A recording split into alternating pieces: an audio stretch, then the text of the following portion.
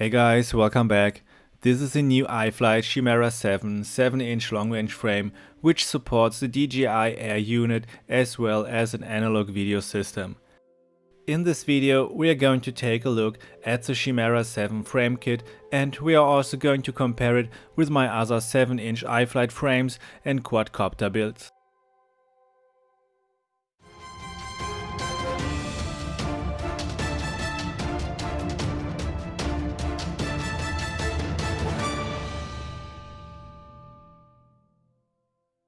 This is the packaging of the iFlight Titan Chimera7 frame kit.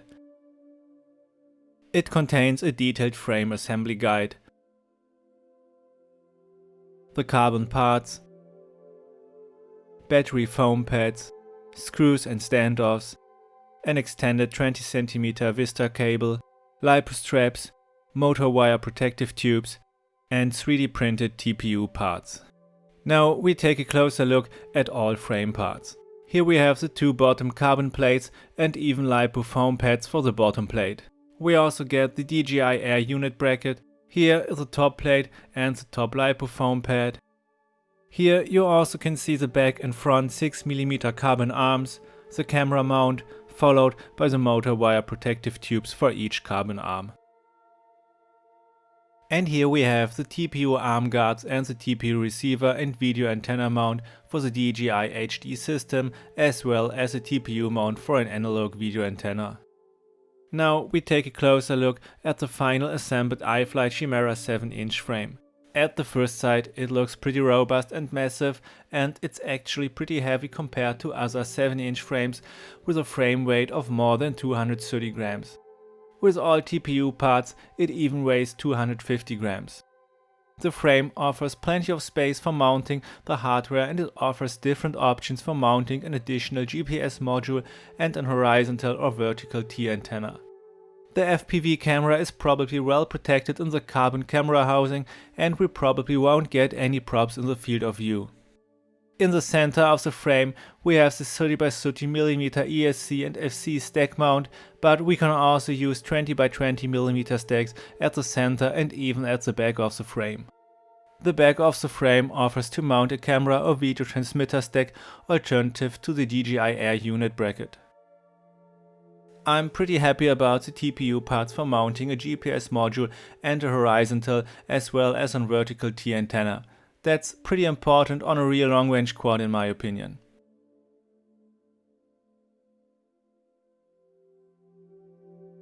Next, I want to share my experiences with you about different iFlight 7-inch frames and quadcopter builds in order to tell you what I'm planning on doing next. My first 7-inch build was based on the iFlight HL7. I really like this frame at the first sight because it offers plenty of room for mounting all of my long-range hardware. It even came with a TPU vertical antenna mount. But unfortunately my 7-inch quad with the HL7 frame and the only 5mm arms didn't fly well. I've got a lot of vibrations. The frame apparently flexes too much and causes a lot of frame resonance issues. I will link my videos about the iFlight HL7 in the description below. That's why I've tried the iFlight XL7 next. This is a true X-shaped frame with a stiff and massive bottom construction. It's pretty lightweight and it's probably the best choice for 7-inch freestyle quads. After moving my hardware from the iFlight HL7 to the XL7, all frame resonance issues were gone. This is one of my best and smoothest flying 7-inch quads, but it's not the best frame for a long-range quad. It doesn't offer enough room for mounting all of my long-range hardware or bigger batteries, and it was pretty hard to find a way for mounting a vertical antenna. The propellers are coming dangerously close to it. Therefore, I have even built a long-range quad with the iFlight Titan DC7.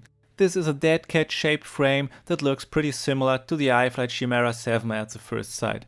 It also has 6mm arms and a massive bottom construction, and it's also pretty heavy compared to the iFlight HL7 and XL7. It flies even smoother as the XL7 because of the thick and massive bottom construction. But unfortunately it's designed for the DJI Air unit only, but I have used it for an analog system.